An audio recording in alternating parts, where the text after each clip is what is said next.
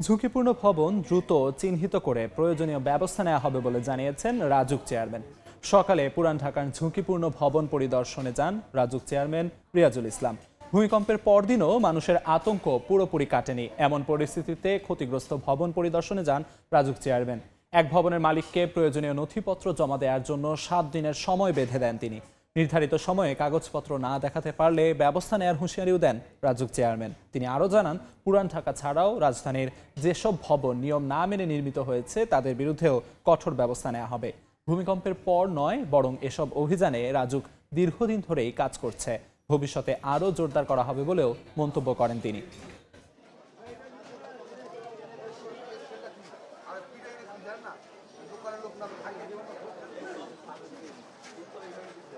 এই বাড়ি কিন্তু প্ল্যান দেখাইতে পারেনি, বলছে ব্যাংকে আছে। তারা 7 দিনের সময় নিচ্ছে, বলছে বাড়ির মালিক লুকায় আছে, যে মহিলা আছে ওনাকে বলছি, উনি বলছে আমার 7 দিন সময় লাগবে, ব্যাংকে আছে।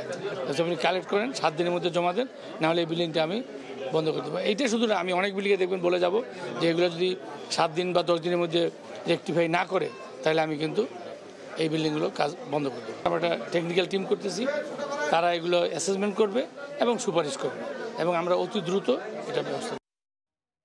এই মুহূর্তে পুরান ঢাকায় আছেন রিপোর্টার সমন আহমেদ, সরাসরি যাচ্ছি তার কাছে।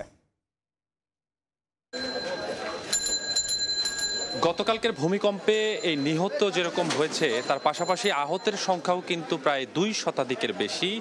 পাশাপাশি এই ভূমিকম্পে কিন্তু রাজধানী সহ দেশের বিভিন্ন জায়গায়, অর্থাৎ রাজধানীতেই প্রায় 22টির মতো ভবন, বিভিন্ন এলাকায় এই ভবনগুলো কিন্তু হেলে গিয়েছে। অর্থাৎ এক ভবনের সাথে আরেকটি ভবন লেগে গিয়েছে, যেটি এই ভূমিকম্পের আগে ছিল না। পাশাপাশি বেশ কিছু ভবনে আমরা দেখেছি সামান্য চিট ধরেছে, সামান্য ফেটেও গিয়েছে। তো সকাল থেকে আজকে এই ভবনগুলো নিয়ে আমরা কাজ করছি। তো বেশ কয়েকটি ভবনে আমরা গিয়েছি। এই ভবন মালিকগুলো আমাদেরকে যেটি জানিয়েছেন, এটি শোনার পরে আসলে আমরা একটু বিস্মিত হয়েছি। কেননা তারা বলছেন যে এই ফাটল নাকি আগে থেকেই ছিল, অর্থাৎ ভূমিকম্পের আগে থেকেই এই ভবনগুলো হেলেই ছিল।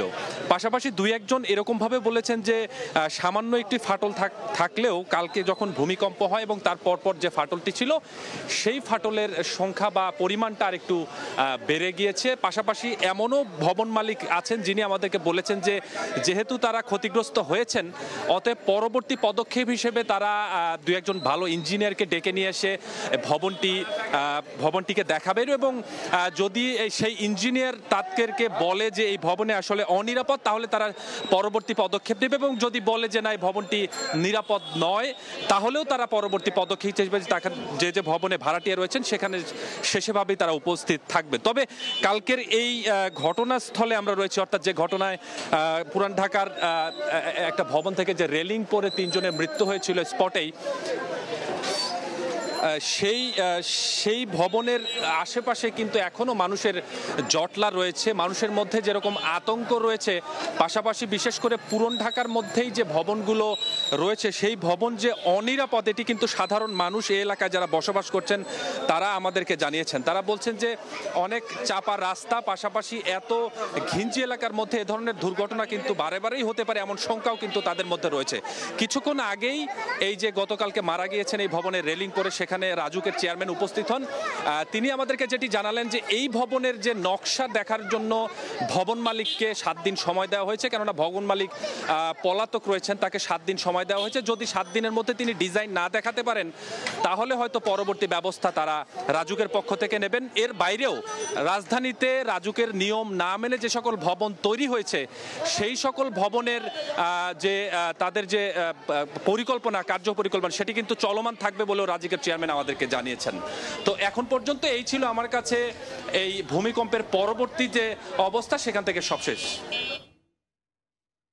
পুরান ঢাকা থেকে সবশেষ জানাচ্ছিলেন সহকর্মী।